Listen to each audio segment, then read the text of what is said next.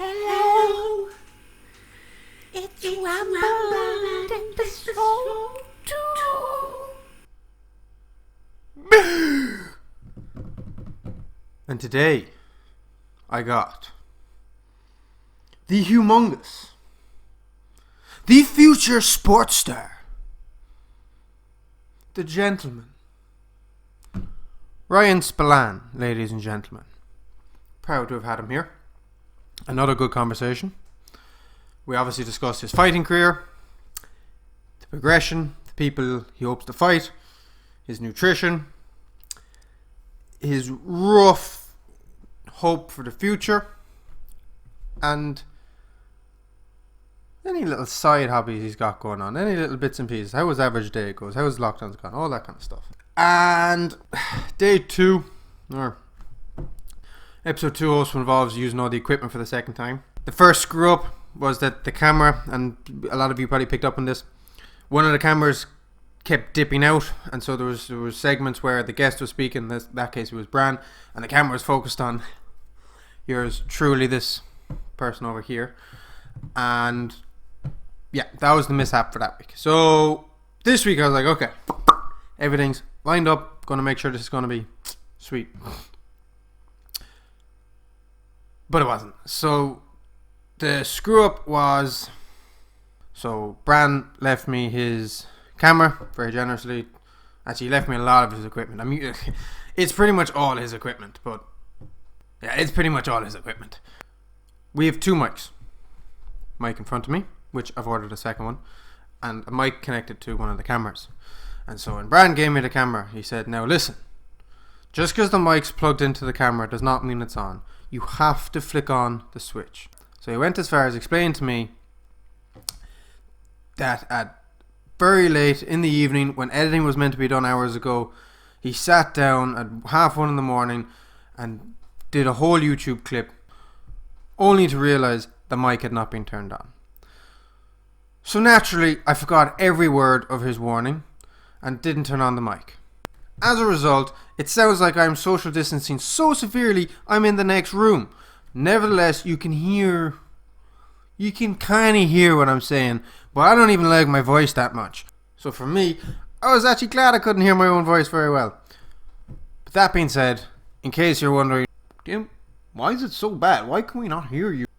Well, the answer to that is, I'm a retard. But nevertheless, episode 2, Rambleland, Ryan Spillane.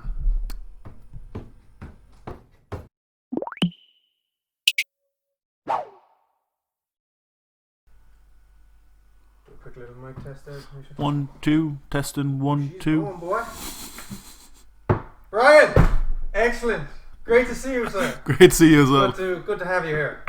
Pleasure to be here. How are you today?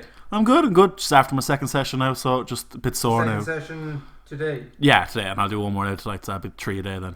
Kind of tipping away. Yeah, sure. Life of a professional athlete. 3 sessions. I know, I was going to come around to congratulate you on that, but first of all, let me just start off.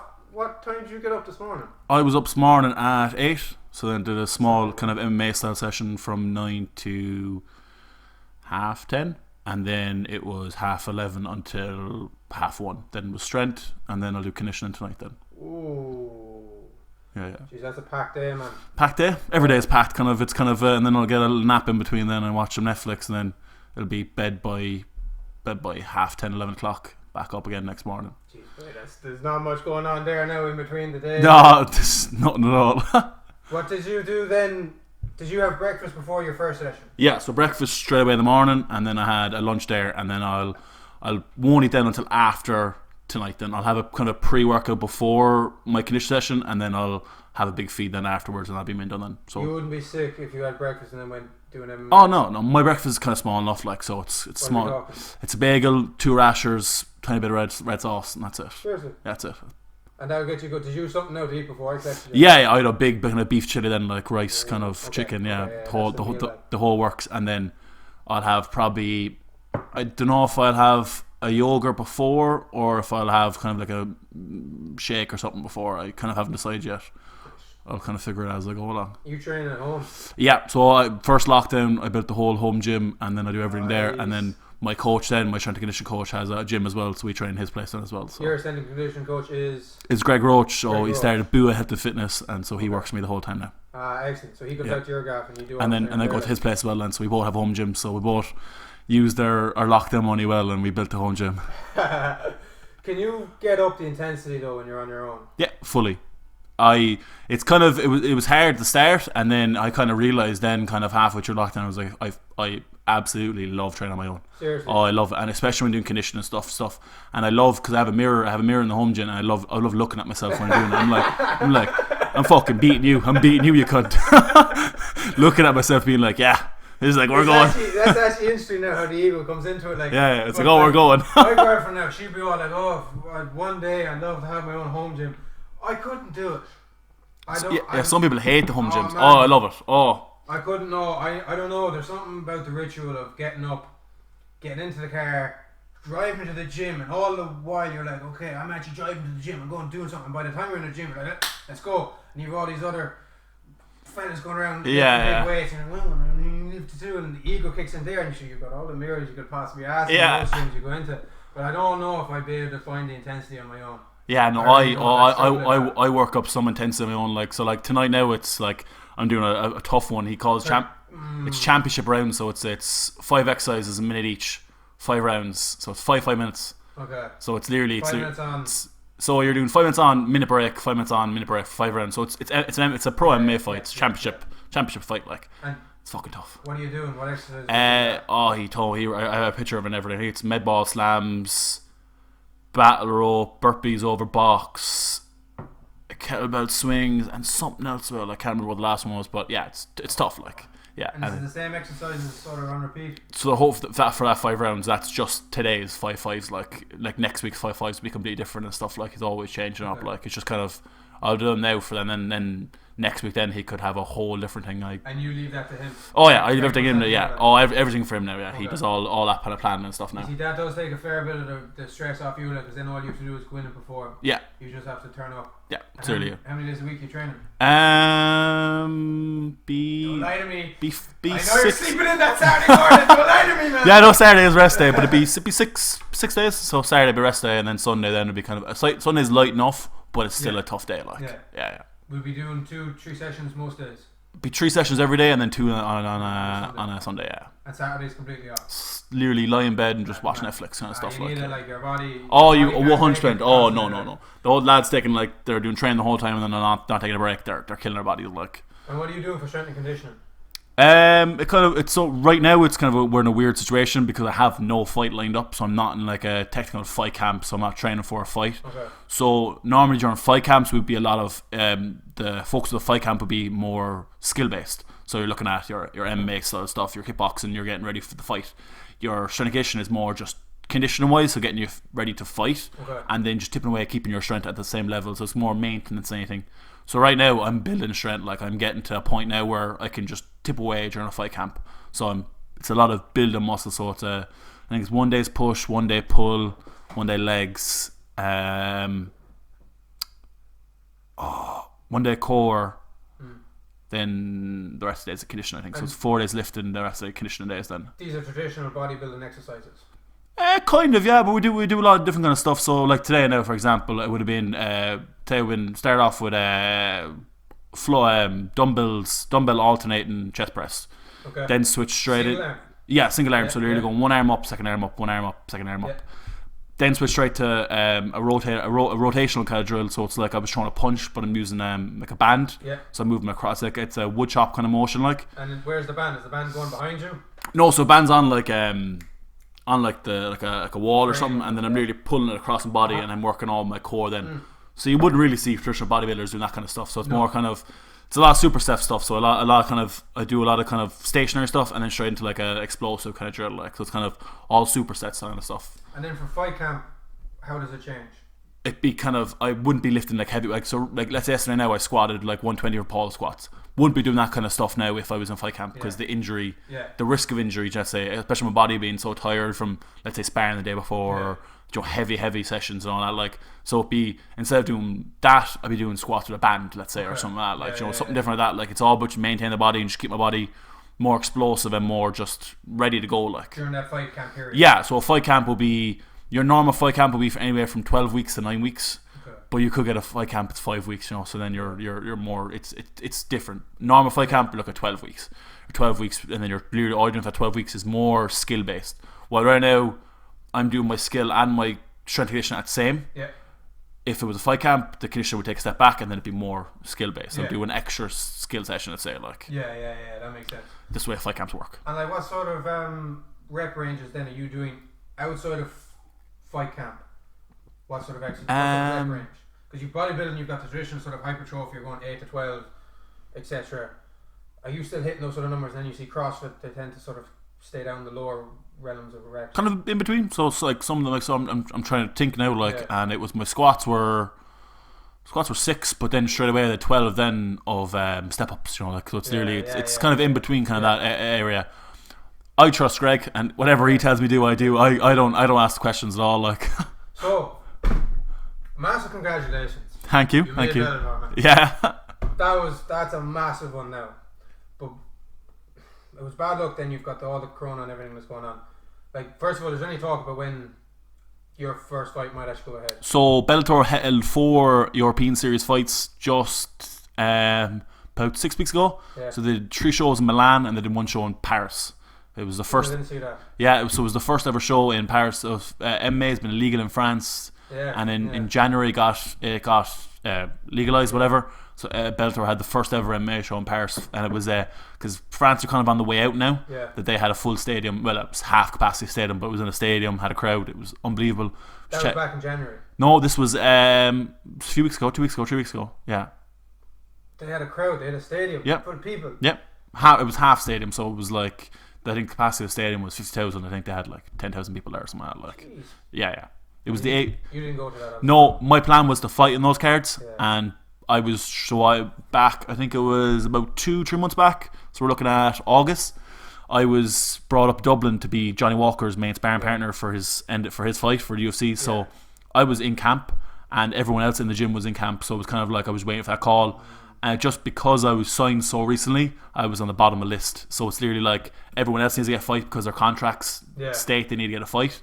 So I was at the bottom of the list. So now when the next European Series comes around, I'll be fighting. They're talking about February. If something comes before that, I'm ready to go. Like I'd like to fight before the end of the year. But Do you think you were going to get it in August? I was hoping for it, but then in the back of my head, I knew that I'm recently signed. Joe, there's a lot of guys here who deserve it more than me right now. Like, and do you know who your first fight could be? No. It could be any fucking one. Like, I'd love to be James Haskell because I've been calling that. Did you ever play rugby? Yeah. So I played with Musgrave, and I played for a bit of South Munster and all that Did kind you of play crap. Musgrave? Yeah. I played you a few days back, and it's a while ago. It's over a year now since I played. But obviously, when did you stop playing rugby? I stopped playing rugby about 6-7 years ago. Okay. Yeah. And did you transition from rugby to MMA, or were you doing rugby? So I was doing rugby and MMA at the same time, and it was kind of like I was doing both, and then it became taking some hammering there, man. hammering, and then it became a point where I was like, I'm going to give one a shot. So I was like, I'm going to give rugby a shot. I was like, I gave it because I was doing rugby so long. I was doing rugby 15 years at this point. Like I was like, I'm going to give rugby the big shot. Gave MMA up, and for a year, then I just literally pushed the rugby and tried to push back onto the Munster Academy and stuff. And I got dropped from that, and I was like, I'm going to push back onto that. I didn't. Politics stopped that, and I was like, fuck it, I'm going to do MMA. Was that Mark Butler? Mark Butler involved in that one? I couldn't even remember. I can't remember yesterday. Never mind names from back. Age ago, sure, Yeah, names from back then I can't remember at all. Were you second row? I'm second row in 8, so I kind of switching the ball. Man, Yeah. if I saw you coming towards you. And back then I was like 150 kilos too. Like yeah. I was a big fucking boy back then. My days. Yeah, 150 kilos. And it was a point where like, if you gave me At enough number 8, you were 150 kilo, yeah. You could actually build up to a sprint. and when I got that, there was no stopping me. There was no stopping me. Days. Yeah, it was scary. Like, and then at one stage, then they threw me into second center. Like, imagine you're a second center and you see me coming towards you, big belly hanging out, like skin tight jersey ripped onto me, like you're shitting it. That's part of my worst nightmares was coming out, particularly when I was a little fella. And when you're starting off in rugby, you always get thrown out in the wing when they don't really know what to do with you. But I remember when I used to be in small, you'd be shivering cold on the wing, and you see some big, massive fella standing out in your opposite number. Oh, there's that thing of like, I'm gonna have a hell of a day here. Yeah, It's gonna be horrible. Yeah. And if I came out and I saw you in second centre, I'm taking off the boots. I'm leaving them there. I was like, I'm sorry guys, but I like to be in one piece when I go through. It was so funny because like you walk out and you start warming up, and I'd always warm up like that, and they'd be like, "Eyeing you up," and then I'd rock out to second centre, and they'd be like, second centre's like, "What the fuck is this cunt out here with me?" Like why? You're rearranging their path. Yeah. Bring one of the bigger boys to get flankers. Oh, they did it a few times. They brought like they actually they switched the 8 out there second half time. Switched the 8 out there. They were like, "Oh, we need to like," because I was just smashing through fellas, and it was always the point then is like I get unfit then by the time I get to the fucking the full back, like I'm not full pace anymore. Like my fitness is gone. Like so he has an easy tackle really like. Well, I don't know about easy tackle. You've still got to land on them like. That hurts. But like it was always the point. Like I always break the line, make a good couple of yards, and then it was always someone else scored in like kind of situation like. So you then you like, right, I'm going to stick at the MMA. And how long were you doing the MMA while you were still doing the rugby? So I started MMA in 2012. So that point then it was kind of I was just on the Munster Academy, and then was doing that whatever, both half and half, and then got dropped. Decided fuck it, I'm going to give MMA the break, do rugby. So did rugby for a whole year, got nowhere with it, hated it at this point. Like I was hated going train, hated everything. Decided fuck it, I'm going to give MMA a good crack, and then that was 5 years ago, and that's when I had my first MMA fight. So I rocked into the gym, and Liam, my head coach, was like delighted to see me back and all that. I was rocked in at 150 kilos. I put on a bit of weight, and I was like, and he was like, Grant, he was like, get down to 120 and you'll have a fight. And I was like, cool. Not knowing that he had already organised, he already had a fight and planned everything. Like he was just wanting me to get down the weight. Like I think it gave me 2 months to get down the weight, so I got down all the weight, whatever. Dieted hard and all that. Got the weight. I think I had a small war cut. I think I did 7 kilos of war cut. Like 7 kilos for me is a small war cut. While if we're looking at like a flyweight, 7 kilos off your leg when you're a flyweight 7 kilos is dead. Like he's dying. Like. But I did a small war cut, had the fight, and then from then on it was literally been fights the last 5-6 years. I think I've been fighting 5 years. I think 5 years I've been doing MMA competitive. Like while the whole time it was more kickboxing I was doing. Yeah. I think I turned 18 then. It was kind of all MMA then. And were you doing your kickboxing? Was all your training in SPG? Yeah, all my training in SPG. So you've only ever been with SPG? Only ever been SPG. Yeah. Okay. So I've done all my kickboxing, jiu-jitsu, wrestling, MMA, all through them. Like. Okay. Yeah. Under Liam O the whole time. Okay. Yeah. And did you ever miss rugby? Sometimes. I think it was at a point where I think I was actually training for. I think it was either the first or second World Championship, for the IMAF World Championships, and I was like, "Fuck it, I'm gonna play a game." And then I texted the coach, and I was like, "Oh, do you have any?" No, my rugby coach. Yeah, okay. I text him being like, "Oh, do you have any J2 game?"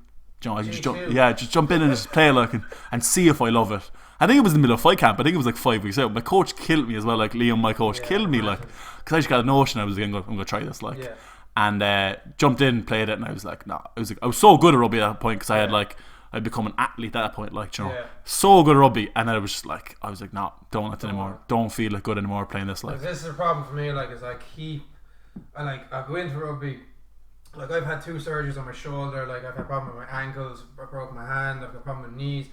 You've all these stupid injuries you pick up at rugby, and then I'll have one big traumatic injury. I'm like, okay, I can't go back now. I can't go back, and then I'll recover. Be 6 months down the line, and I get that urge, that little twitch. And then the Six Nations will come on, and I'll be watching the boys, and I'll be, I'm getting back on the pitch, and then I go back and I get busted again, and I it's a vicious cycle for me. Oh, absolutely, yeah. Because I really, really wanted, and then really, really hated, and really, really wanted, really, really hated, and like it's. I do wonder then the people who do transition out, like James Haskell. He's got 77 caps for England. He mightn't have had much left in the rugby career. Like he's he's doing this for a paycheck, and I know it. Yeah, he's doing it for a paycheck. He picked the right company to go for because Bellator pay well. Like, I know he's making a good amount of money, but like it's the whole fact that he's stepping in there with trained professionals. Like, and this is the thing was that I couldn't understand how he made Bellator that quick. Like, so he's got age has gone against him because he's already at the upper end of it. But he didn't come up through. Well, I didn't know if he came up through the amateur. No amateur fights. So the fact Bellator signed him was the same fact they signed Aaron Chalmers, the Geordie Shore fella. Yeah. It's more of it's the Bryn faces the sport. Like it's all it is. And like realistically, they're never gonna have me fight him. Like, because that's like they have me fight him, I make an embarrassment of him. But who are they gonna get in the fight? They'll get bums. They'll get guys who are 0-3, 0-4. You know, they'll get guys who are nearly going in there to lose. Your professional career is 0-0. Yeah. So on paper, yeah. to take him on. But then and then you look at my amateur career and you look you look at that and you're like, nah. What is your amateur numbers? I finished up my amateur career at 9-7, 9-7, and then I had 4 non-contest fights because they were into warrior fights or something like that, or there was But I had a terrible amateur career. Like you have a 9-7 pro, that's terrible. But it was more learning for me. Like my last 6 fights are all first round stoppages. You know, at a point you learn. At a point you learn. At a point you figure out what's wrong. And then what age are you? 23. Oh man, you're same age as me. Like, I've 10. Like I've 10 years. Yeah, so 10 years fighting. I'm 33. I'm retired at 33. Like that's prime age for heavyweight. Like that's where they're all at right now. Like I'm. That was the other thing is like I was going to come around to ask you.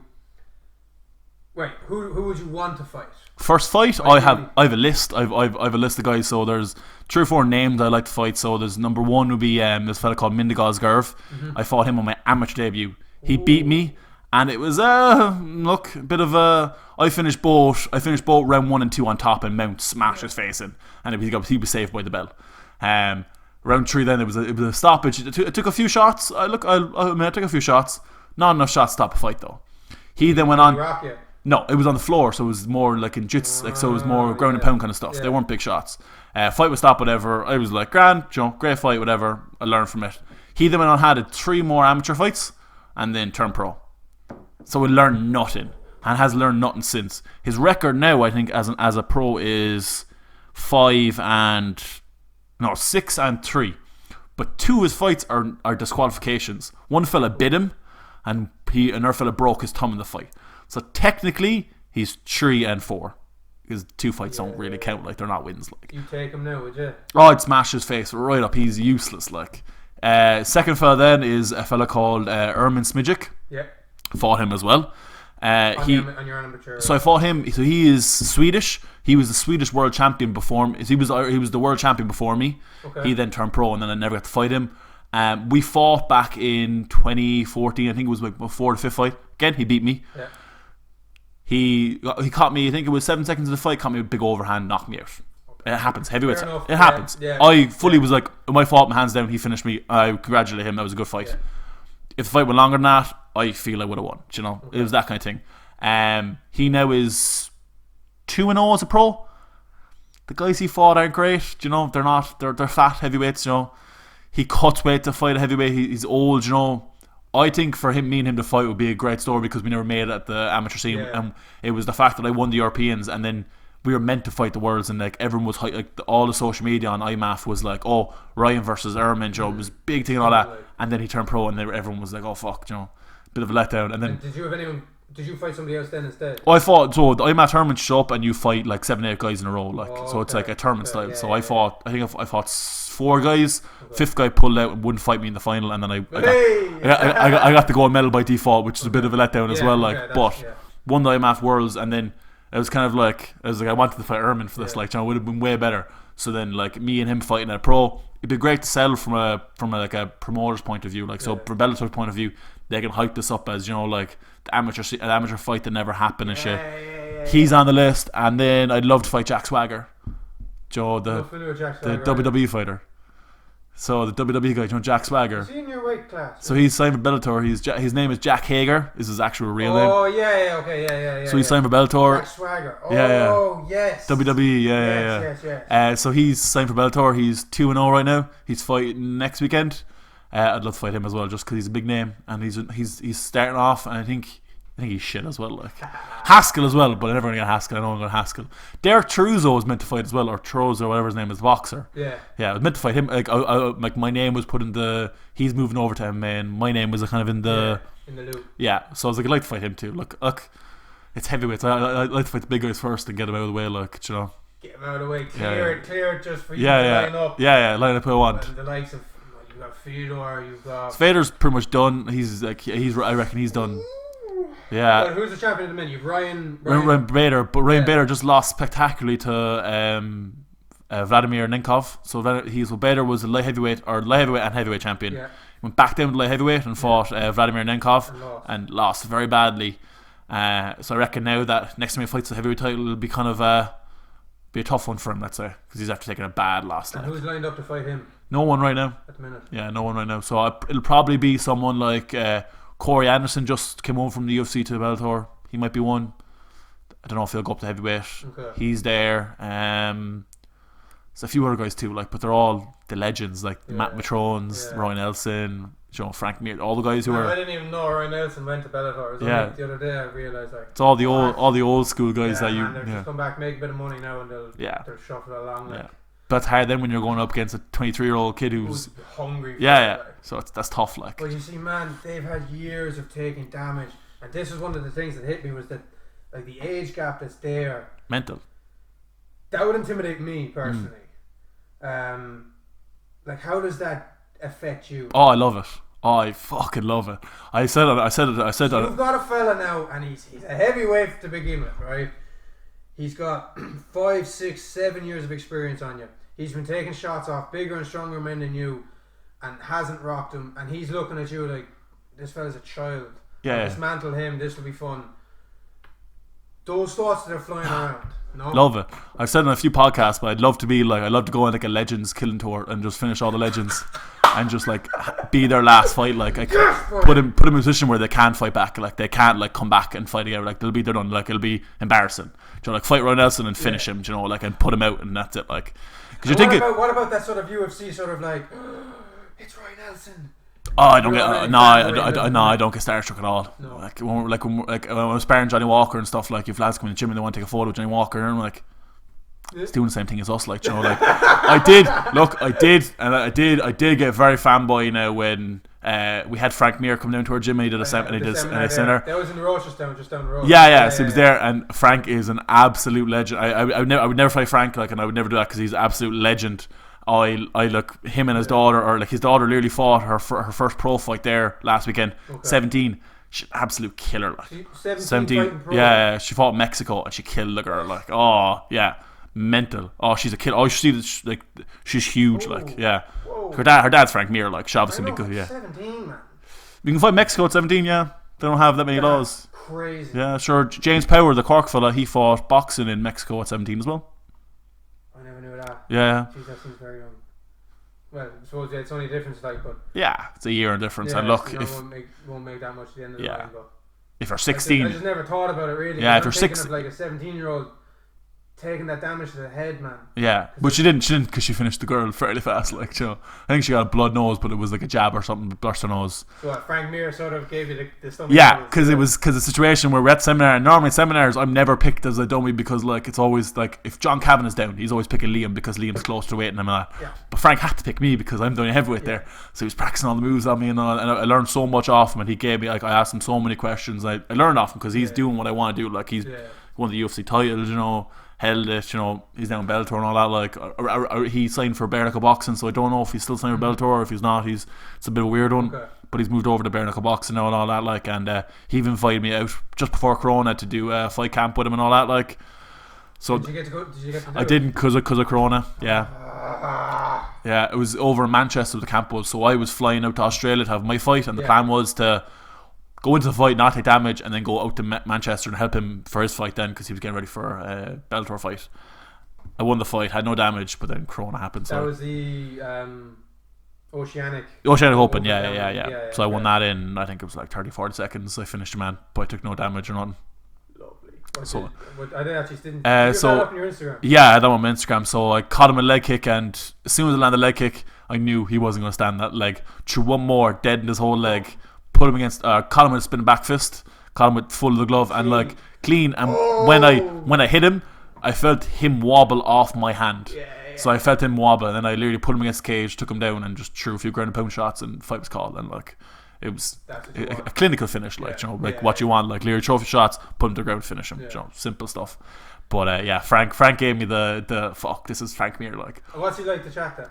Absolute legend, like nicest guy you could ever talk to in your life, like an absolute legend. Like we had dinner and everything with him, like he's so nice. Yeah, so that nice. was good, alright, yeah. If it was a situation where I had to fight Frank and I didn't know him at that, that wouldn't bother me. Like I'd throw that away and be like, look, this is an opponent, and I go fight him. Like Roy Nelson, I had no problem going to fight him. Matt Matrone, Tim Johnson, Chet Congo, all these guys, I would have no problem. I'd enjoy. I thrive off being the guy to fight them. Like, is there any bad blood between any of the boys there with yourself? Oh no, like none of them know who I am. I'm an absolute nobody to all of them. Even some of the fellas that you would have met in the amateur world. I'm a nice enough guy. There's not much. Look, you're alright. Yeah, look, when I fight you, I'm a dickhead before the fight, and I'll talk shit during the fight. But then afterwards, I'm like it's a different respect, It is, yeah. Me and Mindigos, the fella I want to fight, we have a bit of shit, like, because he tried to call me out there at one stage when he was looking for a pro fight, and I was like, no, I'm still fighting amateur, and we had a bit like, he's Lithuanian, so like his English isn't great, like, so it's look, he's a dickhead, and I'd love to fight him because he tried to create some bad blood, but nah. There's not much bad blood even between me and Ermin, the Swedish fella. Like we'd be texting the whole time, Joe, and all that. Like, he's a lovely guy. He's a dentist, and he goes out to like Africa the whole time to do like helping kids out there and all that. Like, like absolute legend. Like, doesn't need to fight. Only fights because he loves it. Like, doesn't need to turn pro. Or he has a proper, a real job. Let's say, like. And speaking of jobs, then, because you see, this is where I first came into contact with you. Yeah. And I remember as well when we first started, because we were both in security together. And I was subcontracted Voodoo at the time, and I can't remember who it was at the beginning. It was like, oh, we have a new fella coming in now. People were excited. I'm like, oh yeah, grand, whatever. New fellas come and go all the time in security. Oh like, yeah. No, we have a new fella coming in. This is what we want now. Yeah, whatever. And then I remember one of the first nights you were working. I'm looking. Whoa, he's on our team. What? He's on our team. You're like, yeah. Do you not know Ryan Spillane, boy? I'm like, I know the name, but to see the face, he's huge. I'm like, yeah, that's good. And man, it was always a funny one, like, because as you were saying there about being such a nice fella, it was something. It's something. Okay, there's two things going here. Because first of all, whenever there seems to be an incident in a nightclub, and you've got some, particularly the smaller fellas now who are getting mouthy, they're getting kind of aggressive. I remember there was one incident. I think it was Grand Central. I think I was coming down the back stairs, and you could have been in the smoking room or something. And this fella, you know the way they kind of go slow, kind of dragging their feet and kind of throwing the elbow back a small bit. But he's walking, and I think you popped your head out of the smoking room, and you're like, Tim, you right, boy? I was like, yeah, I'm good. And your man turns, looks at you and goes, what you want, boy? What you want? I was like, wait, okay, hang on, listen. You're gonna start on him. You've got me, who's 5 foot nothing, weighs next to a cracker, and you're gonna pick that man to start on. And it always used to confuse me how they pick the biggest, scariest looking fella in the room. Yeah. And they have a go on. They think it's prison rules. Think you take it the biggest fella and you be grand or whatever. Like, but like, nah. That's actually interesting. Yeah. Prison rules. Yeah, you go when like the movies, like when you go into prison, you take the biggest guy and then you're the biggest dog. Yeah, but these fellas who are they have no chance of taking any no. It was so funny because when I was working doors, like whoever was on the door with me would always know that I would do MMA, whatever that. Yeah. And when I started to get mouthy, I remember it was one time I was working with a fella, his name's Bruce Ferguson, and South African fella, lovely, and we worked together. And he goes to your man, he goes, like, he's gonna kill you, like I'm trying to help you here, like you're being a dick, like, but I'm trying to help you, like you gotta get out of here, because he can kill you. And your man's starts thinking, then he's like, yeah, fuck, I actually might be in trouble here now. Like, it's like a point there, like, shit. What size are you? I'm 6'6" and a half. And if we say the Irish average is maybe 5'10", at best, yeah. You've got all these small man syndrome riddled men, who look at you and go, yeah, I could take you, boy. Yeah. I could take you down. And you see it in security a lot, like, but it's very entertaining for people like me, because I'm like playing the scene through in my head. I'm like, I wonder how many ways Ryan could dismantle him. It'd be like a Lego piece. You just take the leg here, maybe the head, and you just sort of pull them apart. But like, so you're not working at the minute, obviously, because of this lockdown. Yeah. You went back. You were doing the doors in between the two lockdowns. Yeah. So I worked with Clancy. So I worked with Clancy's just before. Started Clancy just before my last fight. Yeah. Worked a few nights there, and then obviously COVID happened. didn't work there, and then they reopened for after like level 5 or whatever, and then worked there for the last. I've been out of lockdown for like 12, 13 weeks. Yeah. I think I worked about that. And then you plan then obviously when this one lifts, if Clancy's reopened and all stuff, you're going to go back working as well. Yeah, one or two. Like, see, the way Clancy's work, it's 1 or 2 nights. It suits me to a T. Like, it's a Friday and Saturday. It's not super late, Joe. This is the thing I was going to bring it back to is like, so for like personally, I love the security work, man. Oh yeah, it's great. It's great crack. Fun. Oh, it's great crack. It's so much fun. So much fun. People don't seem to understand how much crack it is. Yeah. A lot of people come up, oh, geez, it's a tough job, that security. It's tough points. Like there's been tough points. Yeah, most of the time we're standing around doing fuck all. Most of the time we're standing around listening to music, chatting to people, like meeting new friends. Yeah. And the banter within security teams is phenomenal. Oh. Because everyone's up for the crack. Yeah. And like it's something I always looked at that. So there's a lot of tough fellas who have to work security because they got mortgages, they got families, they got a lot of stress, and it doesn't pay out if you've got a massive family relying on you, and it can be difficult that way. But I always thought if I had enough money, I don't think I'd ever want to stop security. Man. Oh no, like I've said this to the general manager in Clancy's. Like when I'm proper fighting UFC and all that, like in Bellator and high fighting, I'll still work one night here just for crack, just for crack, yeah. But you'd almost cause more problems than you'd fix. Oh, absolutely, yeah. Everyone, you'd be sitting around a fight and 2 fights behind, but Brian, oh no, wait, keep me on again. Yeah. You'd settle all the problems just like that. But you'd have problem is you'd have to have someone on security pushing the women away, man. That's it, yeah. No, I'd have to have one just push the women away. That's it, like, yeah. You have to bring Ursula back. And she'd fucking love that, yeah. She'd do a good job of it. But the within the fighting thing, or no, wait, where was I going with that one? It was I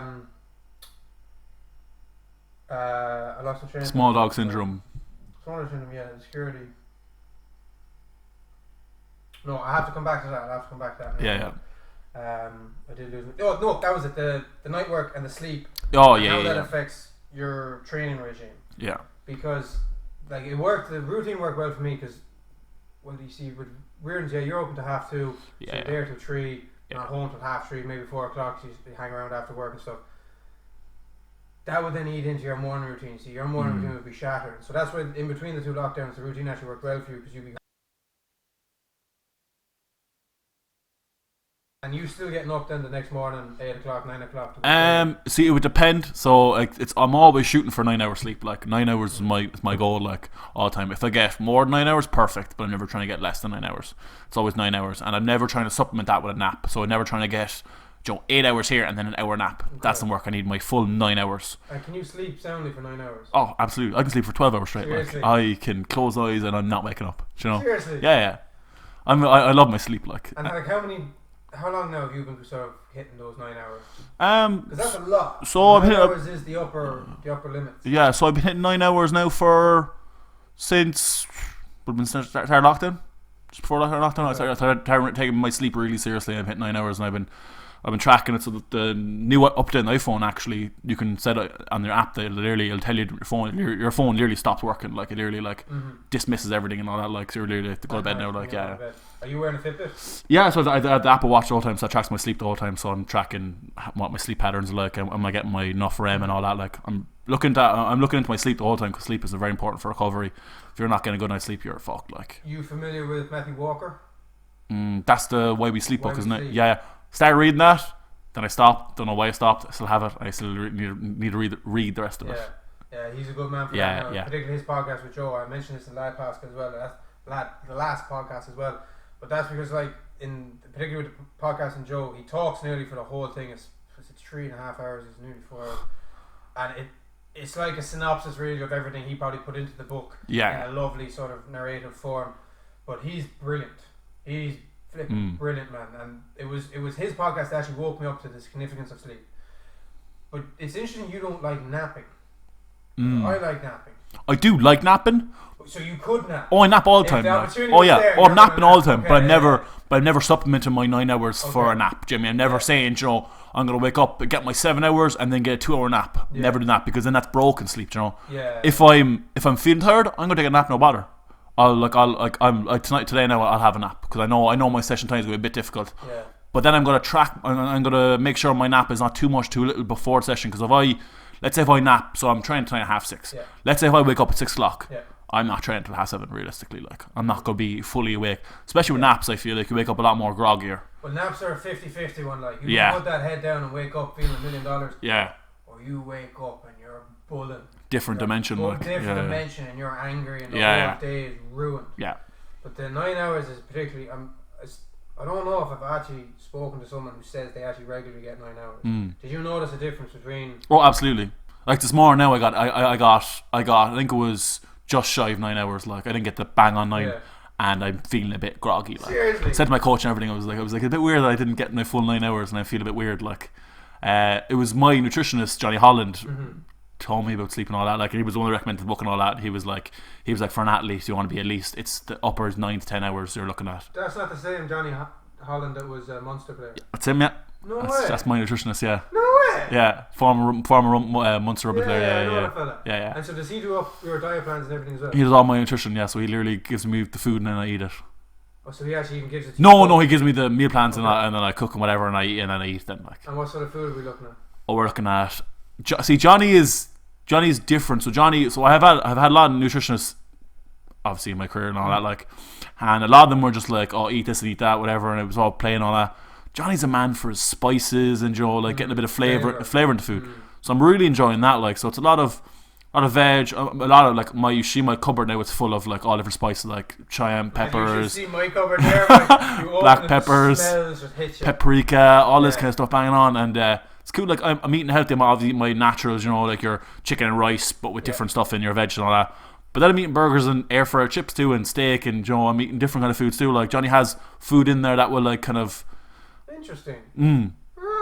So one of my meals will be a burger. So Aldi buns, burger. Obviously nice enough meat. But then air fried chips. So we're looking at potatoes chopped up into chips. Homemade. Homemade, yeah.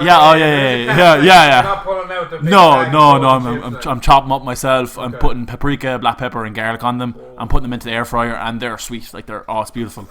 And then a bit of green on the table as well. But see, that's one of the things I think with a lot of modern day nutritionists is that they're too boring. Yeah. Absolutely. People can't stick to their diets because they physically hate their diet. There's nothing exciting about it.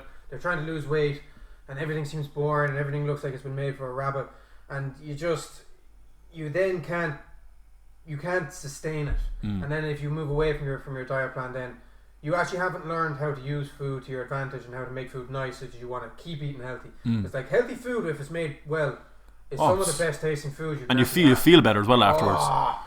Oh man, there'll be a few days, particularly if, say for example now, it's not too bad at the minute because I'm not working that much, but you've got, say, a couple of long shifts, couple of 12-hour shifts, or maybe a couple of double shifts, and maybe I cooked a big dinner then on, say, a Sunday evening, and I brought the dinner to work with me maybe the Monday, the Tuesday, and it was gone maybe by Wednesday. So Wednesday I had a takeaway, and then Thursday I was doing something and I was kind of scrapping with food here and there. By Friday, man, I'm lethargic, I'm grumpy, I feel like dirt, and all I want to do is just get as much healthy food into me. And you feel that craving. Oh, fully, yeah. And when you begin to read your body well, you begin to identify when your body's like, I need a bit more of this, I need a bit more of that, and it's actually weird. Like, your body does tell you what it needs when it needs it as well. So the biggest thing Johnny taught me was, and it was completely away from the rest of them, I wasn't doing a diet, and so I say for a fight camp, I'm not dieting for my 12 weeks and then binging whatever.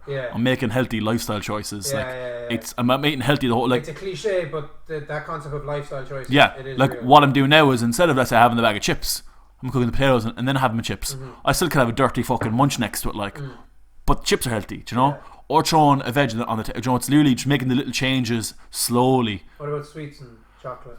Oh, I love chocolate and stuff, and definitely during lockdown it was hard. I love white chocolate. Oh man, I love white chocolate. Cadbury's brought out a new. I know.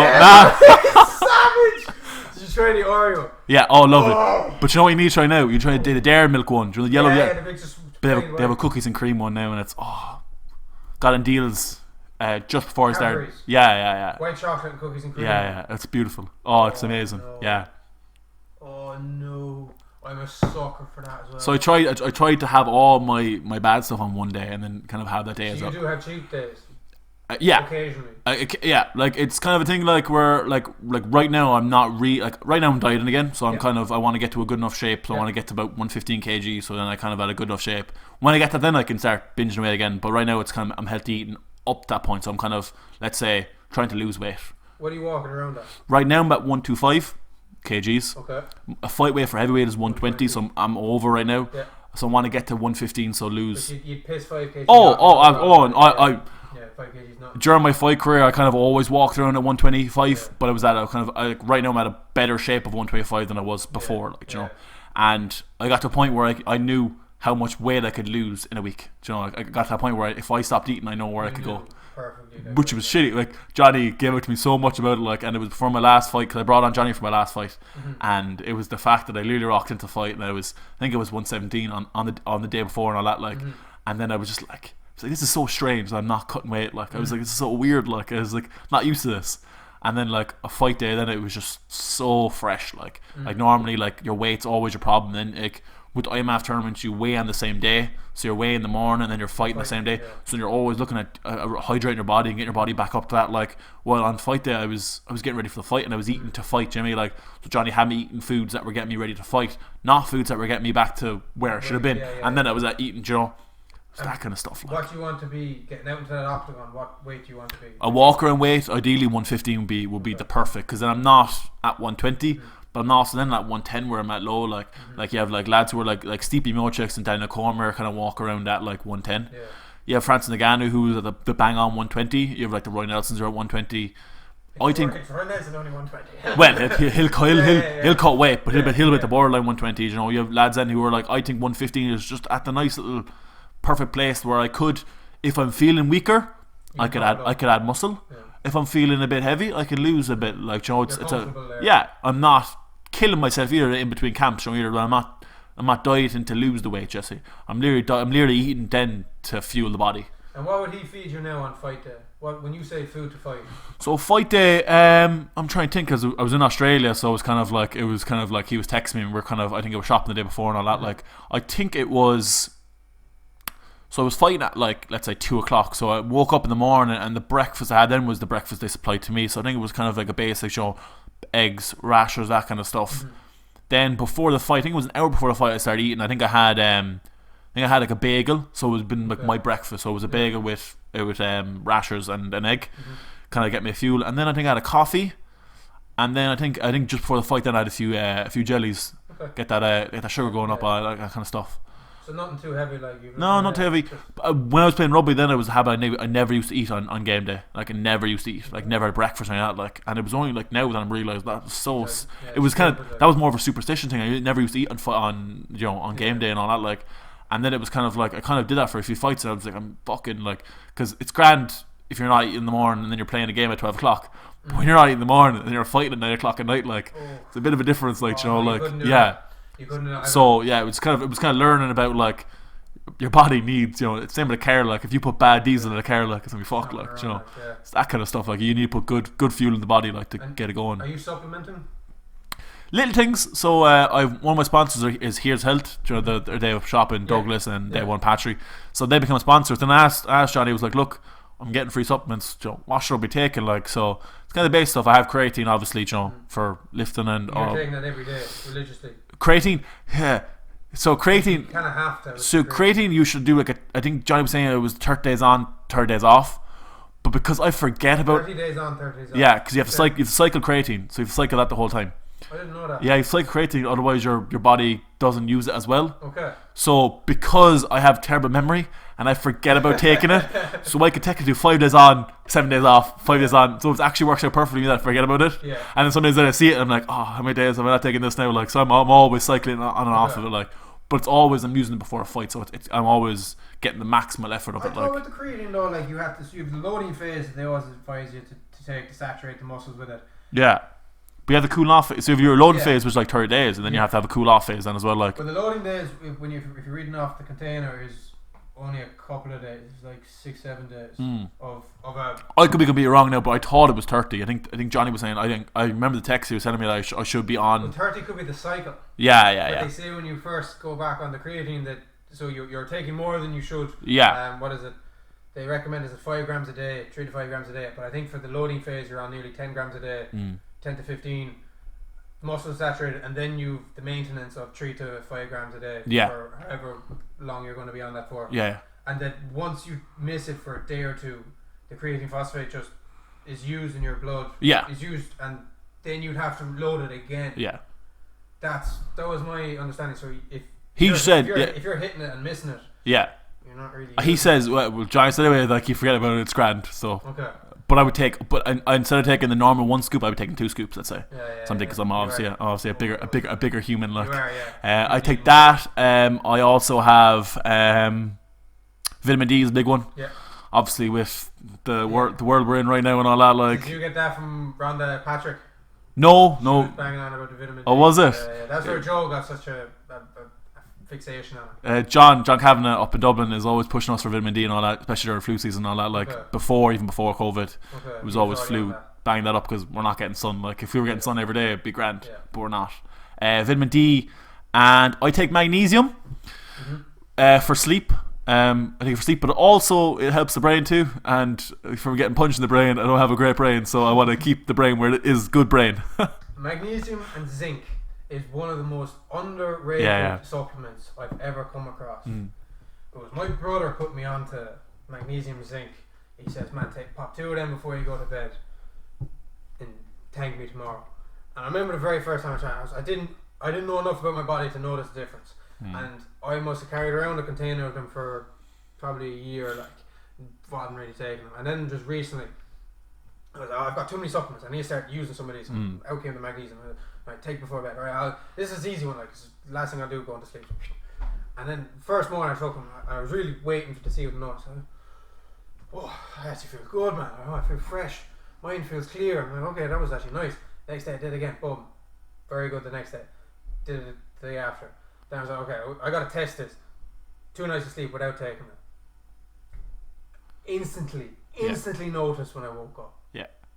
And since then, now I've never looked back. Magnesium and zinc, going to bed, savage stuff. Yeah, I don't know the science behind it, but it works. It was Connor. So Connor, he's the fella inside Here's Health. He gave me a full, like, because obviously I wasn't going to take in random shit. He kind of gave me a list of like what this does and what that, like, and he had like, your vitamin D's, for your immune system, all that, like, and then he had the zinc, and he was like the magnesium and zinc, and he had sleep, and then he also had the brain. And I was like, cool. Took it because I've tried CBD and all that, like, because obviously sleep is important. Tried CBD. I didn't like the CBD. I thought it was more of a placebo effect of the CBD. I thought it was more that I was imagining I was getting better sleep. I wasn't actually getting the better quality sleep with the magnesium. Were you getting CBD that was sourced in Ireland? Yeah and no. I had stuff that was outside Ireland. I had stuff that was inside Ireland. And even the outside Ireland, you still didn't. Yeah, I had a company they were called Feel Supreme. They sponsored me for one of my fights, and I took them. And I didn't feel it well enough. Okay. What I do find with the CBD, and I'm using it right now, is the BAMs, so the cream. Okay. For injuries, it's a lifesaver. Seriously? Yeah. So I took a big huge knee to my face here, and my face was literally swollen. Like I had a big hematoma across my like it was a big lump. Had down in within a week, which that should have been 2 or 3 weeks. I had like that, like I had a lump. And that's just it's a CBD cream. Yeah, rubbing it on the whole time. There's other stuff. There's other stuff in it too. Okay. So I have 2 different ones. So I have a company right now. They're called Alta CBD. I think they're down in Kerry. Okay. And they've given me one. So one is for blemishes and one is for muscles. Okay. So the muscle one is perfect for when I'm just feeling sore. Leg day yesterday, my hamstrings were feeling a bit sore. Rubbed on there, perfect. A few blemishes, from getting cuts and stuff, like a little mark here, a little mark there. Rub that blemisher one that helps better. I think there's stuff in both of them that obviously for the blemish one there's arnica and stuff for the skin and all that, like, and then for the muscle one there's obviously different stuff and all that. I find the CBD is better with that. I don't find the drops help as much. Interesting. Yeah. Because Eddie Hall was one of the first like big names that I saw getting behind the CBD scene. This is probably 2 years ago now, and he swears by the stuff, but I reckon some of the stuff he's getting is just perfect. Like it's factory standard. It's not factory side. It's lab standard. And he swears by the stuff when it comes to relaxation and muscle soreness. But then you're looking Irish laws, man. I don't trust anything. Anyone who's selling CBD in Ireland, I don't think it's proper CBD. Yeah, but then you're looking at like how someone talks about something, like, and you're like, they could be just talking with this from their heart. or they could be reading off a script as well, like, you know, like through that teleprompter. Yeah. And word for Yeah, word. so like I kind of base everything off my own kind of stuff. Like everyone will be talking about all the alpha brain stuff and all that on it have and all that, and I'm kind of like, okay, you've tried it. Haven't tried it. I wanna just have like a trial and see if it's nice and all that. One of my coaches before was on about the whole time, and I was like, look, I have to actually take it to see the effects of it and all that. It's expensive. It's expensive to get in, but a friend of mine back in Clonmel, Dylan Marr, do you know? Yeah, I know Dylan. Yeah. He takes it, and he had the same reaction that I did to magnesium and zinc, where it's like, okay, this actually does work. This really does work, and I've been on to him. He's going to see if he can try sourcing larger quantities of it, because I think it costs him like 80 quid a bottle or something. I think there's a place in Ireland. There is a place in Ireland. That's where he got it through, but it's expensive, and he's going to get onto them and try and see if he can get a bulk order. Maybe start distributing it. But he says it's real good. Yeah. I'm really excited to try that. I did try lion's mane as well. It's the mushroom. I'm not familiar with that. So lion's mane, it's a mushroom extract. And it kind of, I'm pretty sure whatever's in lion's mane is the same what's in alpha brain. They get the same kind of, I think they cross over. And what I felt with that was, I felt some days I take it and I feel like I'm in the Matrix. You know, like I feel like I can see the punch coming. Yeah. But then I'm like, is that just me switched on? Is like I could feel the same if I take coffee at the right time, and you get that right coffee buzz, and you're like, you get a perfect timing. Like, I'm on fire. Like, I'm throwing shots there like 4 or 5 times more. Do you know what I mean? And I'm seeing the submission coming, and I'm dodging. Half of shit, like, you're thinking, is it the placebo effect, and is your brain just like fooling you, thinking like, oh, I'm taking this, and your brain's like, oh, look, you're feeling better, you feel better, do you know? But even if it is only placebo, it still helps. Yeah, still helps. Take that. Yeah. So long as it's not costing me a bomb. Oh yeah, fully. Yeah. Is there any other supplements then you're? And I have an omega. Yeah, fish oil. Yeah, one of the fish oils. So I take that in tablet form. My magnesium is powder form. Creatine obviously is powder form as well, and protein powder as well, obviously, then for the normal crap. I have Ghost right now. I have the Ghost. It's Max chewing stuff. Yeah, I have. Which one does he? Which one do I have? What's his name? That's one of the big. One of the big. One of those. It's, I think the flavor is milk cereal, and it smells absolutely amazing. Oh, it smells so nice. Milk cereal. Yeah. So do you know, like the milk you have at the end of a cereal? Yeah, it's that. And what was the cereal though? It's whatever it is. It's a fucking nice cereal. It smells so sugary, but has no sugar in it at all. Like, there's no, like, when you look at the back of it, like, those sweeteners have sugar spikes as well. My buddy is a food scientist, and he had a look at it, and he was like, this is crazy. Like, he doesn't know how the smell comes from. Like, seriously. Yeah, he was like, there's literally nothing in it that should. He was like, there's a bit, obviously, there's a bit of bit too much this and bit too much that, but it's like, he doesn't know where the smell comes from. Like, the smell is just, it's there, and it tastes so nice. It tastes very sugary. It tastes very sweety, and it kind of, it helps the sugar cravings if it foods the brain, but it's lovely. So I'm taking that right now. Like, Buddy then has their milk chocolate as well, and that's supposed to be very nice too. I just like something nice, you know, like protein. I've had bad experience with protein powder. I was gonna say this. What I asked you, like, I struggle with proteins. Like a lot of protein brands, man, I'm not able to stomach. My stomach being bits, I'd be double over with it, like. And the only brand I'm able to really stomach on a regular basis is the Optimum Nutrition. Which one? The chocolate or? The flavors don't seem to matter. Yeah, don't seem to matter. At the minute, I've got vanilla ice cream. Yeah. Oh, it's nice. Yeah. That with I'm ice and banana. Completely turned off vanilla because I won. So when I first started taking protein, I think it was back when I was playing rugby, and I was just trying to get big, bulky, do the aesthetics, do all the bicep curls. I took, it was a cheap brand I got in Holland Barrett. And it was a really cheap brand, and it was vanilla, and it turned me off vanilla for the rest of my life. I got a vanilla off Here's Health, and I was just like, no, I couldn't take it. I was like, it was a vegan one. It was actually so cool and all that. I was like, really, it was a proper, like, I was excited to take and all that, like, and it was like vanilla. And I was like, no, can't even look at it, can't even smell it, can't even smell it. I was like, just They turned me off vanilla completely for protein powder. I would have said vanilla and the milk cereal would have been similar, no? No, it's like white chocolate is what it smells like. It's so nice. Yeah. Okay. It's just, and the smell stays everywhere. Like, so if you get it in your hands, whatever, like you're smelling your hands for a few hours later, so it's so nice. Like, and like outside of training and all that, then how do you, like, do you find you're not a stressed person, but kind of tense, where because you're always semi in the game, okay, I got training in 2 hours, I better start eating in an hour's time, and I have to prep for this for tomorrow, like, and then you've got your Instagram. you mentioned earlier you looked at vlogging and time consumption and etc. How do you find you have a problem with stress or tension during the day? Not at all. So chill. And like, what do you then to relax in between training sessions? What are you getting up to?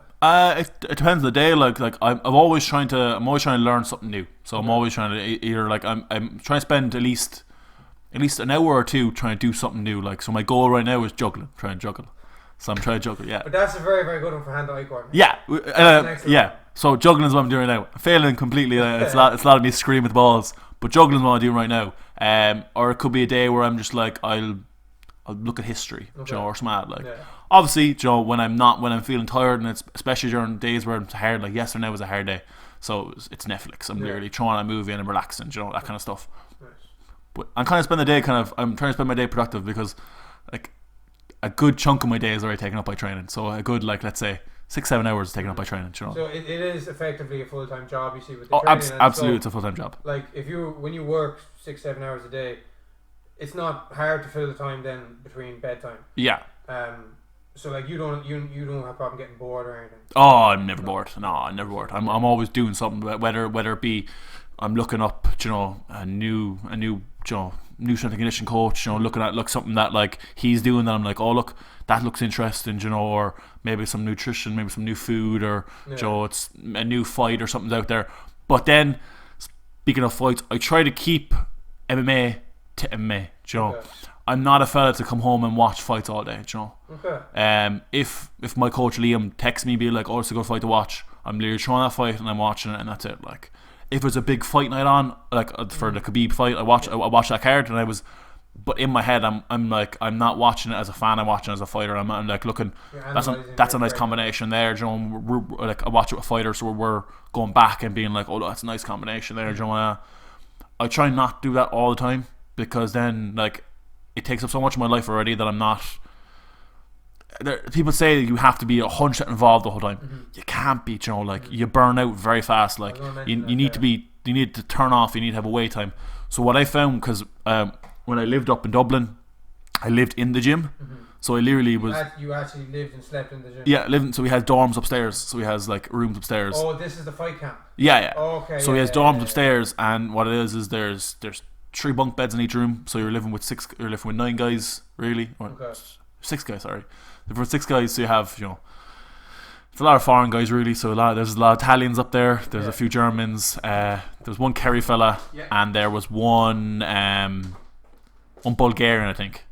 And it's at a point where like I actually had a funny moment where one of the lads bought. So we have our kitchen and we have our rooms. So I walked into the kitchen and he bought the new UFC game. Yeah. And I fully had a panic attack on him. I was like, what the fuck did you buy UFC? Like, we do fucking UFC the whole time. I was like, why'd you buy Call of Duty or FIFA or something? Like, why'd you buy the new UFC game? And I fully just like freaked him. I stopped and I was like, I'm really sorry. And he looked at me, he was like, yeah, you should be. I was like, yeah, but don't be fucking. Johnny Walker, you said? No, it was one of the small Italian fellas. It was Raphael. And I was like, what the fuck did you buy fucking that game? Like, so the new UFC came out. I think John had his copy somewhere, so it wasn't even his. He slowly puts the pillow over his. Yeah. I was like, why the fuck are you playing UFC? I was like, we do it all the time. It was like, we literally trained UFC like 2 hours ago.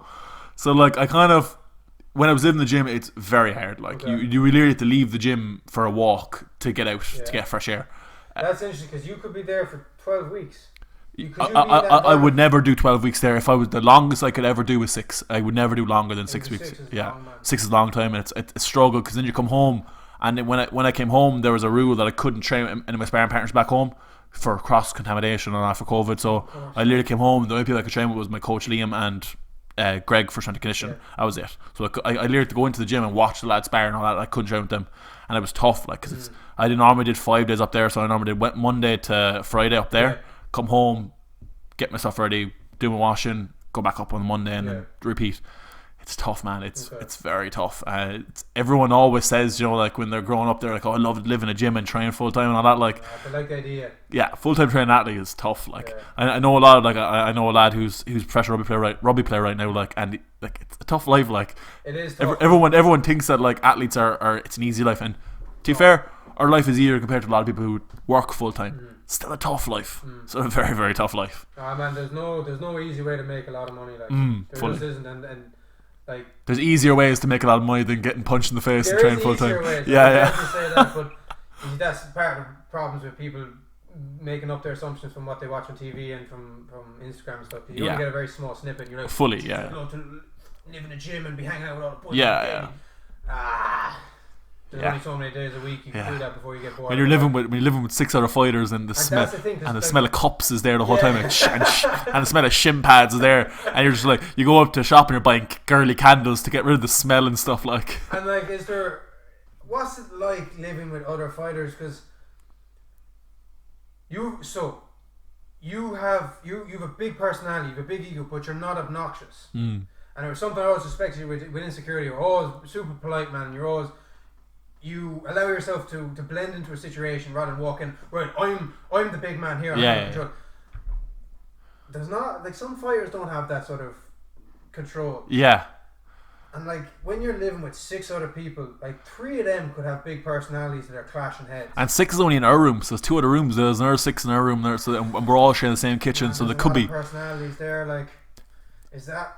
I found that I kind of it's like school. There's cliques. Okay. So my clique would have been the big guys. So it would have been like Johnny Walker, Carl Moore, Will Flurry, all the bigger guys. Just drop a few names there. Yeah, just drop it. So all the bigger guys, we trained together, and that'd be awesome. We kind of click together. None of those lads, bar card, lived in the room, so it was kind of always like my clique in the dorms would have been Dara and Raphael, so 2 lads. So 1 lad from Kerry and 1 lad from Italy. And our clique would have been those lads just because we kind of got on well, and I've just like we just vibe together. Yeah. But like even then, we'd only talk for an hour, maybe every 2 days, you know, because like it's a lot of alone time. It's a lot of you being in your room on your own, or you going for a walk on your own. It's a lot of you're not all in the same room though. We are, but it's kind of a situation where I could be in the room, but he could be off doing strength and conditioning when I'm in the room. Joe, or you all have different schedules, all different routines. Like you all have different trainers. You all have different. We'd always be doing so John would have an 11 o'clock session every morning, and that'd be the fight team class. That's the first session. Yeah, well, it depends. Some lads go away and do their own 6 a.m. or whatever. Yeah. For me, that would be the first class, so 11 o'clock when I was doing that camp. So I would do 11 o'clock, and then I would train at like 1 doing some strength and conditioning, and then the night would either be another MMA session or a cardio session. It would be split every kind of few days. Yeah. But like some guys might not train. Like when I'm at 1 o'clock, that's when the lads are asleep. Like, or you can have a guy who literally does his 11 o'clock session and then naps the whole day. Yeah, you know, like we're all different, but like the egos, especially when John has about 80 fighters doing that class. About 70 of them are pros. You know, there's a lot of pros there, a lot of egos. You have UFC fighters, you have Bellator fighters, you have KSW fighters. They're all big names there. Like, there are egos. I kind of try to stay out of that. It's hard, but when I'm in the gym, I'm looking to help myself. Yeah. I'm looking to improve myself. If I can help someone else, I'll help someone else. So let's say if like Johnny was obviously getting ready for a fight. Yeah. So I watched a few of his opponents' fights and tried to kind of fight like him. But I was still doing my stuff, you know, I was still trying to do my stuff. You know, if a lad's training for a fight, like, and his fella shoots for more takedowns, I'm going to shoot for a cage takedown, just that's what he's fighting for, you know, like. Yeah. But I'm in there, I'm in for me, you know, I'm always training for me. But if I was training for a fight, I expect lads to do the same for me, you know, like, we're all helping each other, really. But then in the day, you're the only one stepping into that cage, you know, you kind of have to do your own stuff, so it's kind of a lot of alone time, really. It's got to be. It's a balance, though. It's a balancing act between getting on with the people around you and making sure you win. Yeah, fully. And like that's not easy, because again, like in any normal workplace, you've got different emotions and personalities you have to contend with. It's absolutely no different from that from the fight world. And that's tough. Like, but getting that balance between the two, it is tough. And like, you know, I have massive respect for fellas who do that all the time on a regular basis. It has to be. But then you have to be good with your own thoughts too as well, like because of that alone time. Yeah, you're there a lot. Like it's kind of moments there, like where someone tweeted about it during lockdown that they actually kind of felt like a professional athlete because they were training 3 times a day, because that's all you could really do. Like, and they were like, it's actually tough. Like, 'cause you're doing a lot. You're like in between sessions, you're doing nothing. Like, and it's kind of like to fill that void, really. But a lot of times you're just kind of sitting there at walls, kind of stuff. Like, it's tough, like, because you can't. Let's say. I can't, you know, if I have a session at, let's say, my session's at 11 o'clock and then I have another session at 2 o'clock, I can't go out with friends into that time because, you know, I might miss that session or I might miss that recovery time. So, like, recovering between sessions is important too. Like, I have to relax between sessions, I have to get ready for the next one. I've always said it though, like fighting is a very lonely sport. Oh, absolutely. And it's not something people think about very often because they all think, oh, they've got their coaches, you got their teammates, you got you're all in the gym together. But at the end of the day, the fighting itself is entirely based on the individual, and you've other people around you. But it is quite a lonely sport. Oh, yeah. But that's the other side of it. Then is that I find a lot of fighters are also very self motivated, and they can fill their time because their whole life is structured around not leaving everyone behind, but being able to pull on the blinkers and work for themselves. Yeah. And I'd imagine like that you would find things to do in between those gaps. Oh, There's so many gaps then there's a lot of gaps to fill there. Yeah. But it's just trying to keep busy really, because like I know for these 10 years I'm just going to be fighting. Yeah. But then what am I doing after 10 years? Like you're not going to like a lot of fighters think like fighting is cool, but then it's like what do you do afterwards, What are you going to do afterwards? I'd like to open my own gym. I'd like to have my own MMA gym. I'd like to have other ventures too. I did a bit of stunt work there last year. What? Yeah. No way. Yeah, so stunt work. It's gonna be on Netflix and the whole lot. Oh, what? Yeah. I'm not gonna say the name of the thing because I actually don't think I can. But yeah. You signed a waiver, did you? Yeah, I signed a waiver. So proper big actors and everything in it. I did stunt work in it, and it was Ireland? Yeah, it was in Ireland, film in Ireland. I could probably make a few guesses, but anyway, go on. It's a whole new product and all that. Like it's based on a book, and it was really cool doing that kind of stunt work. I'd like to do kind of. Oh man, that's savage. Yeah. The other thing then as well is that in the fight industry, you meet so many big names and so many big faces in all these different industries. Yeah. Like it is a great place for contacts. I'd like to do that. I'd like to get. I know Ronda Rousey and all that. I'd like to do a few WWE fights, that kind of stuff, but. I think WWE would be cool. Just for the laugh? Yeah, it's for the laugh. Yeah, okay, I get that. But obviously open up my own gym. I'd like to have my own gym. I'd like to help breed the next kind of fighters. I think being a fighter is great, but being a coach is even better. Like very rewarding, I'd imagine. Yeah, it's like gratifying. I get more nervous when I've like helped Liam coach someone. Like so, like when I've been a part of someone's camp and I'm in their corner, I get way more nervous than I'm for my own fights. Like because you're like there's nothing I can do. And the thing is then is that like. You're also carrying blame then if the fight doesn't go their way, and there's you could have said something. Was that me? Yeah. Am I responsible? For this? I think coaching, and I'd like to help the next generation of fighters. I like to learn from what I've gathered from my experiences from my career. I like to pass that on someone that can help the next generation. You'd be good at it as well though, because you have that patience and that desire to help people, man, and that's what you have to have for that job. Oh, you have to have patience being a coach. It's very hard coaching someone who literally is doing a jab and they're not getting that jab, and you literally stick with that one jab. It's tough. The other thing as well is my jiu-jitsu coach was explaining to me that it's what's very difficult for him is when new people come. Maybe they talk a big game. Maybe he can read them as soon as they come in. They're not going to hang around. But when you work with them for a couple of weeks and then they just vanish. Yeah, retention rate. It's so hard. And then you have that week after week, month after month. You get to a point where new people come in and you actually struggle to engage with them and to bring them in because half you is going, why am I bothered? Waste of time, I think. He's not going to come back. And it was something I never considered because I'm a bit bad for that. I'm hit and miss. And I can come up with all these injuries. Oh, I'm injury prone. I got this. I got so many different things that's drawing me all these different places. But at the end of the day, like I'm a bad man for starting something and leaving it. And when he actually put it from his side, where it almost felt like he was talking to me a small bit because I was hit and miss with this gym as well at the start over the last year. And I got final year in college, and again making up all my own excuses for it. And so when he kind of broke it down and explained, well, it is tough as a coach to have to see students that you give time and love to and they go. And then I didn't even think that being a coach, there's a lot of emotional energy gone into it as well. So that's really a quote. It's by Chris Hoyter. Do you know who he is? Yeah, so Chris has a quote. It's not about... Cyclist? No, jiu-jitsu guy. So one of the Dirty Dozen. So he's one of the first... He's the first non-Brazilians to get a black belt. So he would be... Okay. So my lineage goes myself to Liam. Yeah. Then Liam to John Kavanagh. Yeah. John Kavanagh to Matt Thornton. So Matt Thornton is the head of SPG. Yeah, in America. And then Matt Thornton's then coach is Chris Hoyter, and then Chris Hoyter then is the Gracie family. So Chris then is one that he's taught 2 seminars in our gym. He's an absolute legend. Like he is crazy. Like so he's one of the first. He's the first 12 non-Brazilians to get black belt. So he's up there. Like he's trained with the Gracie. He's full on like and all that. Like he's got a quote. It's not about who's best, it's about who's left. It's not about who's best, but who's left. Yeah. So it's literally he says you put 10 years into jiu-jitsu, at the end of it you'll be somewhat good. Yeah.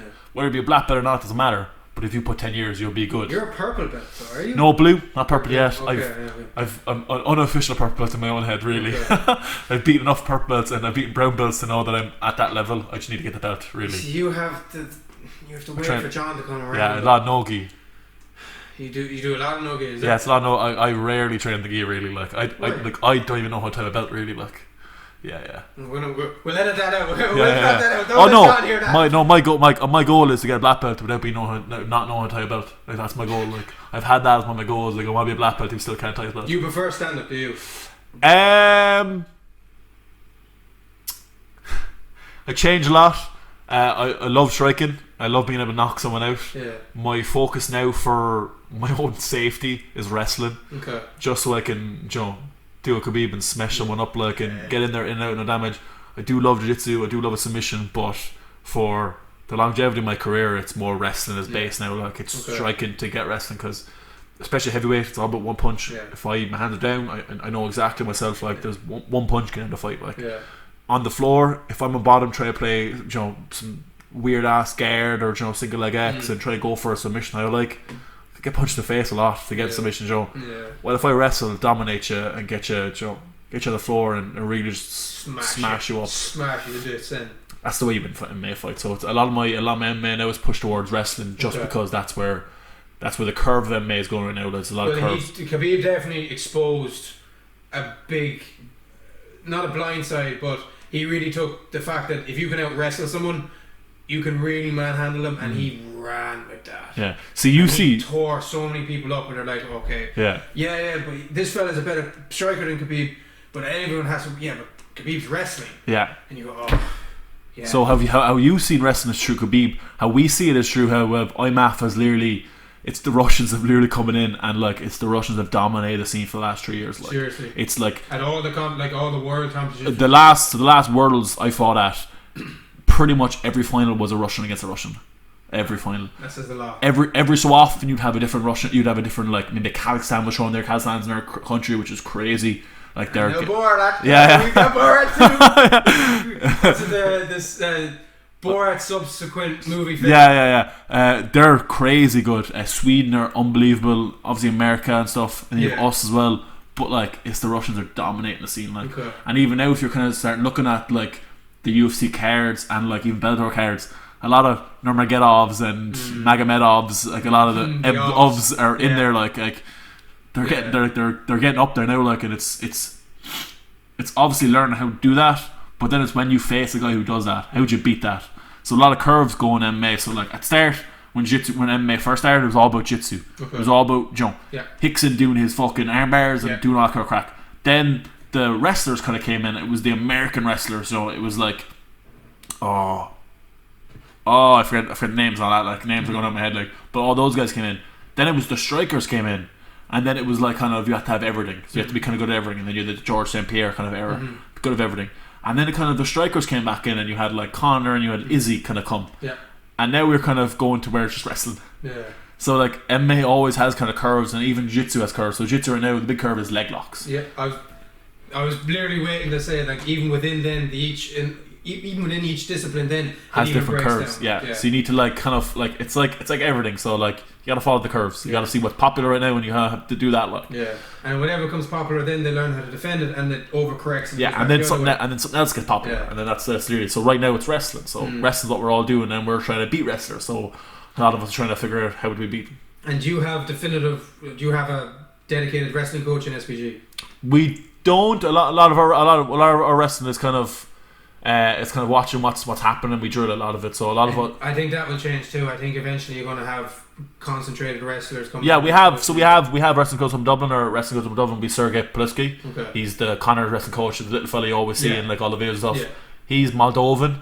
They're practically Russian. Okay. There's a bit of political issues there and all that, but they're Russian as well. But he'd be the kind of main wrestling coach up there, But does he come around for seminars? Does seminar stuff. I've trained with him because he teaches a class up in Dublin. He has his own gym now. It's SPG Nace.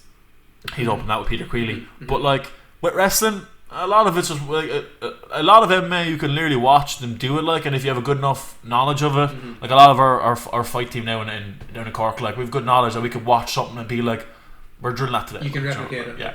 It's just finding how to beat that then is another thing. It's practice makes perfect, you know, like guys starting off, all they did was watch stuff, drill it, you know, that's literally how John started. Like John literally, you know, watched videos and then obviously eventually got a coach and all that, like, but a lot of this I learn best by visually. Like if I can watch something, like, it really break down my head. Like, well, I'm the same. Like I can't. If you explain something to me, I'm gonna be like, but if I can actually see it done in front of me, step by step, I'm that hard. Like I need it individually, and then put that hand there. Okay, and in doing that, then I can visualize it and learn it better. Yeah. I could literally watch something, like, and then just slow it down a tiny bit and then be like, I had that. Yeah. I kind of had that's the way I learn. But it was always the same in rugby too. Like I could watch a play in rugby and I'd be like, I got that kind of thing last. That's the way I learn. Like some people learn by better by writing notes. It's how your brain fucking works. Yeah. So you've just got to keep training now, and that's it. You're waiting to get your call up, and it's literally I'm just literally tipping away right now. Like hopefully have a fight by February. Okay.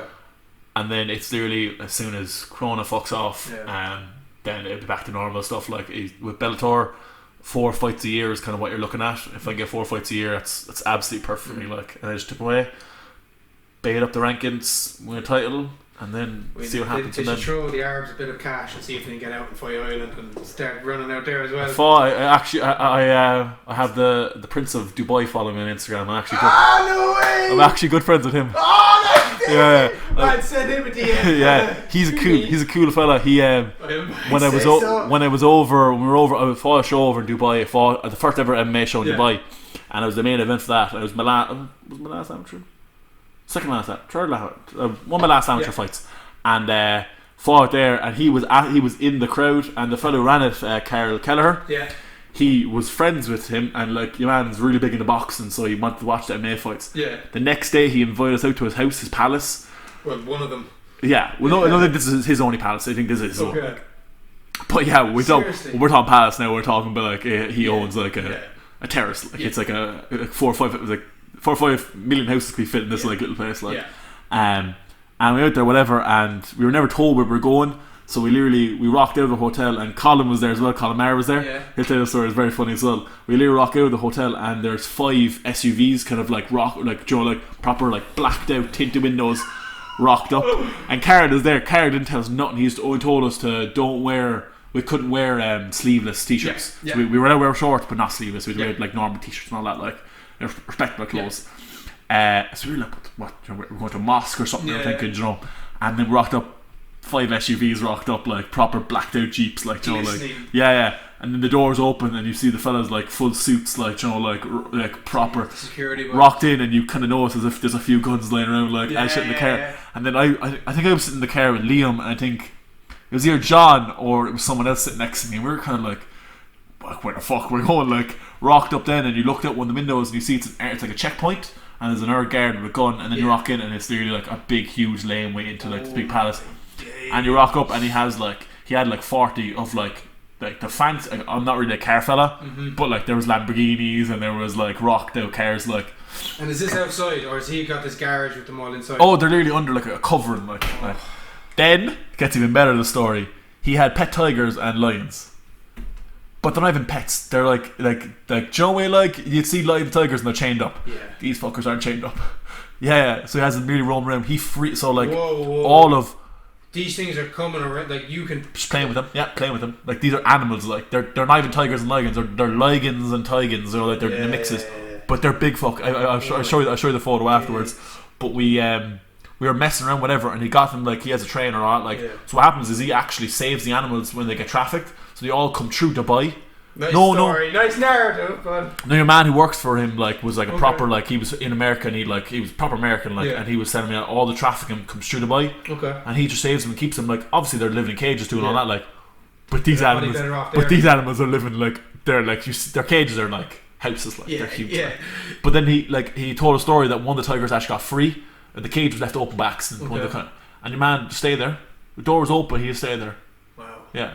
Like these, like he put up a video the other day, and he had Alistair over him out there and all that, like, and he had them play with tigers and all that, like, and it was, but like the tigers on my shoulders, he had monkeys and everything, like, and we had food inside his house, and he had like gold-plated spoons and Man, forks. that's wild. I was sitting next to John Cavan, and I said to John, he's like, John, what do you think if I robbed a fork? And he goes, John literally looks at me and was like, don't fucking rob the fork. I was like, it's gold, like the fork was gold, like.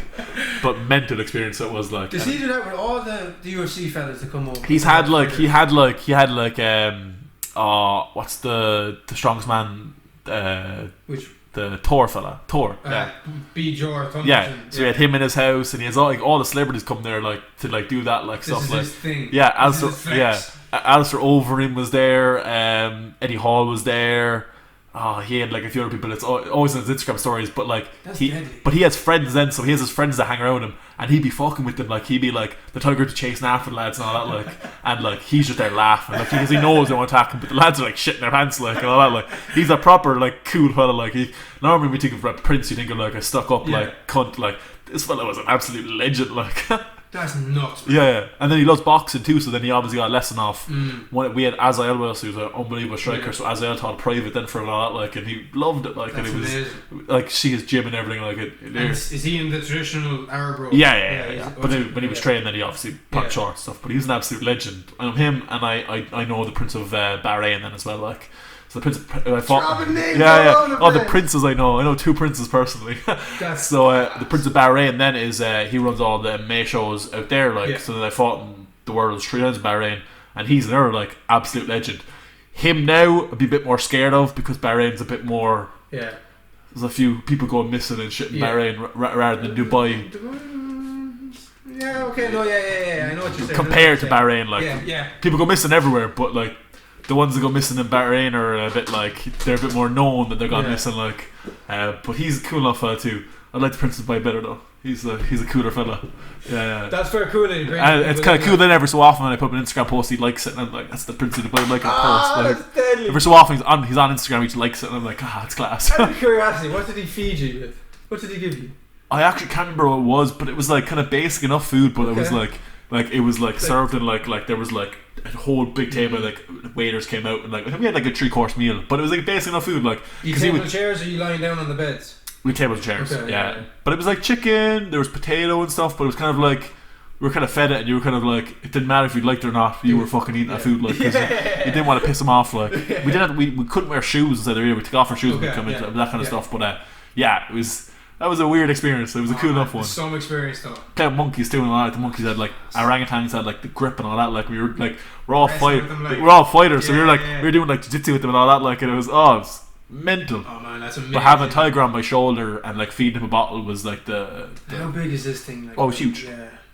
And your man was so funny as well. Like your man was like, it was like as he was on my shoulder, your man was like taking a piss. He was like, do you know if he swiped your neck, you'd be dead. Like. Dead. And he's like, I can't stop him. Like, you know, like if he decides to kill you, you're dead. Like, and I'm just there, like, you're telling me this? Why he's on my shoulder? You're an absolute cunt. Like, I'm really naked, this fella. I was like, this thing is gonna kill me. He's like, and he weighs so much. Well, like he literally puts all his like, you literally start from the bottom. He puts your shoulder up here, and then you like stand up, and he stands up with you, like, and he's like double my height. Well, like he's massive, like. Yeah. And it was just like his paw is the size of your shoulder, like, and it's just sitting there. I'll show you the photo. Like, he's got to retract the claws, but if he was to, I'll show you the photo afterwards, and it's a scary one. Like, well, man, it's a bucket list kind of thing. Like, it is a bucket list, and it's not. I'm hoping you'll get many more of those experiences. Oh, absolutely! Like I've had some crazy ones already, like through MMA. Like, and MMA is a cool sport. So you can travel the world and fight people and had the crack. Like, would you ever take a training camp over in like Philippines or in Thailand or any other places? Not for like a long one. I'd like to do a bit of training in Thailand eventually. Like maybe when I'm done fighting, I'd like to do some training out there and do like proper like Thai training and all that. Like right now, I don't really. All that kind of stuff is adding skills that like I probably won't use. Okay. Be nice to train there eventually and get like a proper Thai tattoo, like the stick and eat and all that. I like to do those kind of stuff when I'm retired. Like right now, it's all about just getting what I'm good at better. Okay. I like to go to Dagestan as well and do a training camp out there. Like there, it's a that's another. Yeah. Enough said. yeah. Very good, Brian. I wish you absolutely all the very best, man. Thank you for taking the time out. Pleasure, man. I'm asking people get on your Instagram. What's your handle? Ryan Spillane 1. Ryan Spillane 1. Spillane. Yeah. Ryan Spillane 1. Very, very good. Very entertaining on Instagram, like. And man, I wish you all the very best. Thank you very much, man. Thank you very much. Nice one. Excellent.